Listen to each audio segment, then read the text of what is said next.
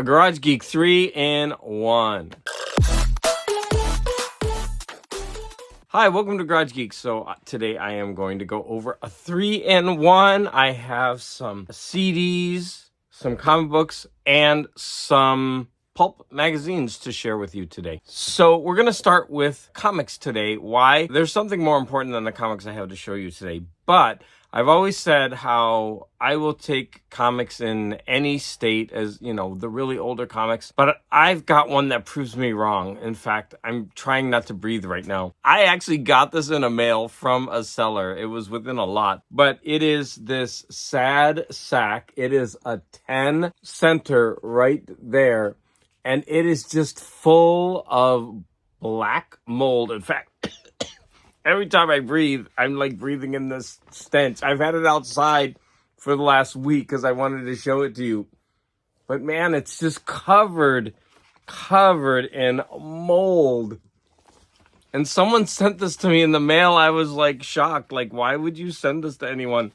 So this is, unfortunately, this is a comic that I don't think we'll ever clean up. It's like saturated for mold, with mold beginning to end. I could try, but why?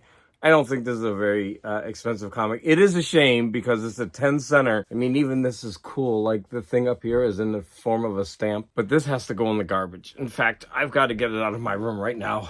Okay, I'm back. I'm using some hand sanitizer. That was pretty wild. Like ever since I've handled that comic, I just breathe near it and I start to cough. So it's a really, really bad case of black mold. Like it didn't seem bad, but when you just breathe around it, you immediately know. I decided that when I have a run of 10 comics, I'm going to show them off. They have to be in a row starting with the 0 all the way to the 9. I have 3 sets of Thor and this is my second set. So this starts with number 280.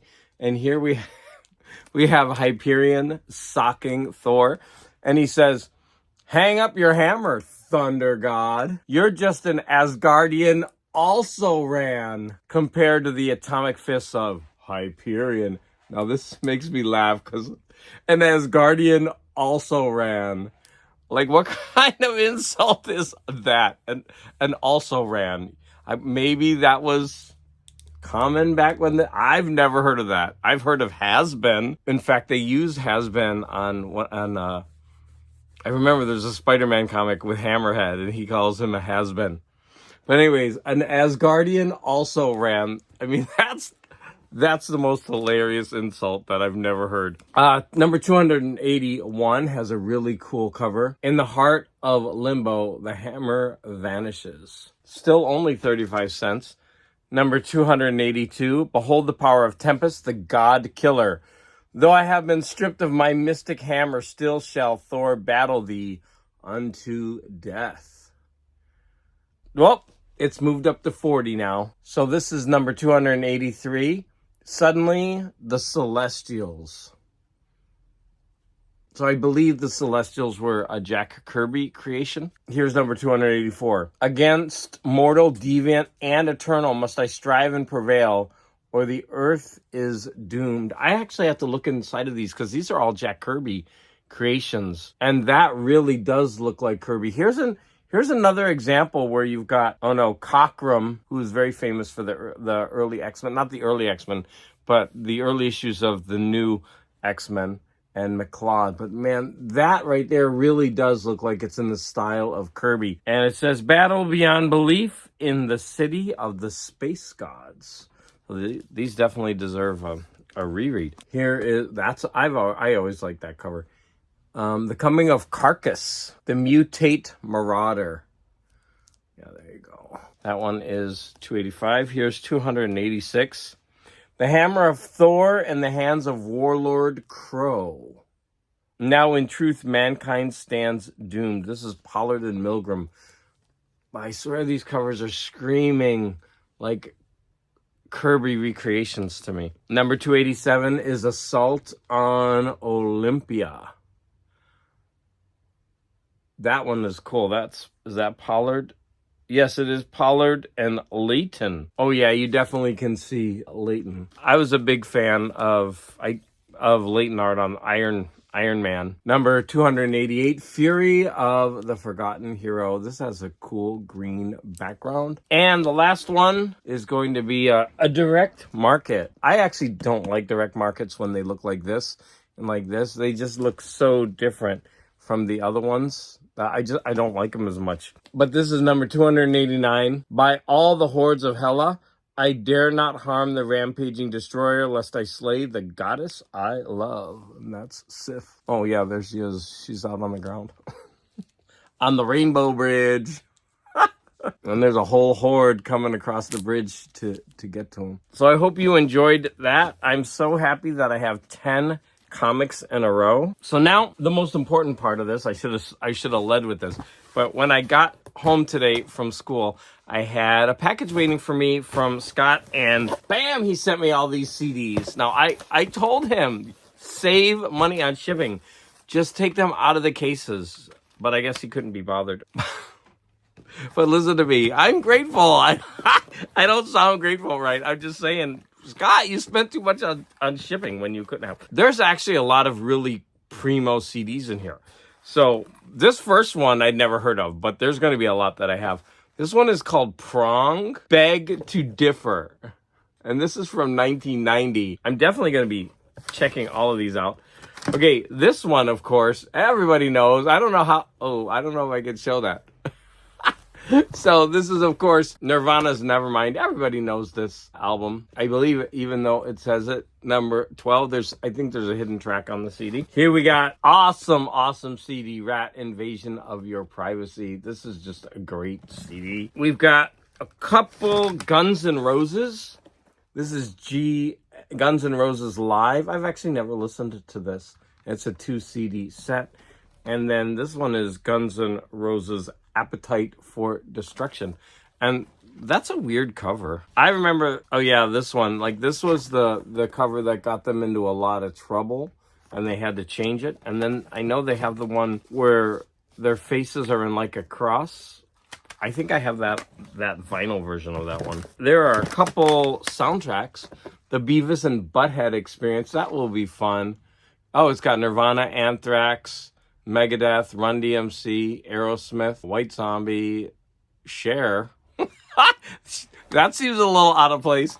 Okay, Last Action Hero with AC/DC, Alice in Chains, Megadeth, Queensryche. I mean, a lot of good bands on those CDs. The Best of Judas Priest. I've never owned this. And the first song I see, number 9, is Turbo Lover. I love that song. Living After Midnight, Breaking the Law Live. Heading Out to the Highway, The Hellion, Electric Eye, You Got Another Thing Coming, Turbo Lover, Some Heads Are Gonna Roll. I actually know a lot more Judas Priest songs than I thought. I've heard Diamonds and Rust live because I really like that song. Here I've got the Essential Ozzy Osbourne 2 discs. Ozzy, you better not bite the head off of that. I do not like that. Essential Ozzy. There's too many great songs by Ozzy. I mean, I know Ozzy well. I saw him in concert a few times. So I'm not going to go over all of those songs. So here's one I don't know. Body Count. Now, to me, that looks like a rap record. Why? Because of the art. I remember a lot of rap albums having that kind of art, like Ice-T. Yeah, and let's see. Smoked Pork is the number 1 song. I guess that's got to mean something about the Police. Bowels of the Devil. Okay, that's the one I'm listening to first. Next, we have Overkill. It's got a really cool art piece. It's too bad they didn't make that bigger. But yeah, that art is cool. And all the rest, all of these are Megadeth. I actually wrote to him, I'm like, hey, I actually don't know Megadeth, and I would love to do a deep dive. And I actually listen to a lot of CDs. For me to have them on CD is really cool because, that's how I could do my deep dive. But man, I'm going to have a lot. We've got Rust in Peace. I especially wanted this one. I told him this cover freaks me out. I mean, it really feels like you're falling with this guy, or like you wake up from a dream feeling that. And, it's 2 discs. I wonder if it's live. Megadeth, Rude Awakening. I don't know. I don't know enough about them to tell you. Capital Punishment, Hidden Treasures. So this one is No More Mr. Nice Guy, Go to Hell. So No More Mr. Nice Guy and Go to Hell, I think, are Alice Cooper tracks. Paranoid, that sounds like it's, Black Sabbath. So I don't know if these are all covers or B-sides. Here's So Far, So Good, So Why. I think this was an early one. Cryptic Writings. This one, I think, was after they became popular. The System Has Failed. Two more. United Abominations. That one's got some interesting art on it. And the final one, this one I know, I've seen it before. Countdown to Extinction. So Scott at No Solution, I really, really, really want to thank you. What an awesome box to come home from work to. This is going to start my vacation. I'm going to have a rockin' beginning of my vacation. Now, I'm checking to see how much you paid for shipping. It wasn't too much. It was $7.67. But I think you could have at least halved that if you had taken off the cases. There I go again. Scott, thank you so much. No matter how much you paid for shipping, that's a really nice gift and very thoughtful. I'm very, very appreciative. And just know that I'm going to be listening to these CDs over the next few weeks. And of course, always, but I'm really going to be listening to them a lot over the next few weeks. Part 3 of this is a deep dive into one of the sets that I won of the Pulp magazines. So I'm going to start with the oldest ones. And these are astounding science fiction. I'm going to go from earliest to latest. So this one is from February of 1949. It is a 25-cent book. Oh, by the way, in the comments, I want you to put which CD I need to listen to first. And also, of these 13, which cover should I actually open up and start reading first? So it's going to depend on you, the audience, to let me know. But anyways, this one says, back human being, you are not evolved for space. Your place is Earth. You will die alone. Back, adventurer, back. That's awesome. And look at his steering wheel for his spaceship. It's like a literal steering wheel. SETI Shock. I'm not sure how to pronounce that. SETI or SETI, like SETI Alpha something. I don't know if those. I used to hear that a lot in Lost in Space. SETI, I don't know, Shock by Will Stewart. And this one is nice. It's got this fight infantile paralysis. That must have been cured because I've never heard of that. Hopefully they raised enough money and they cured that. Anybody know anything about that? Please let me know in the comments. So this one is from March of 1949. The next month, the 25 center. And this one has a robot with a heart on it, reminding me of the Tin Woodsman. The story, the main story is called Missing Ingredient by Alejandro. The next one is April 1949, still a 25 center. Plague by Renee Lafayette. Now, honestly, with a title like that, that's probably the one I would open first. Here we got a pretty cool piece of art by Santry. Next is May 1949, still 25 cents. Needle by Hal Clement. This one looks like it's taking place like an alien amoeba or jellyfish or something in the ocean with a hammerhead shark. Next, July 1949, again, 25 cents. Brookhaven Atomic Pile. This one almost looks like it's nonfiction. That looks like an old photograph. Here's August, still 25 cents. Astounding Science Fiction, The Queen of Zamba by L. Sprague de Camp. Now, that's a name that I'm familiar with, although I'm not sure if I've read anything besides short stories.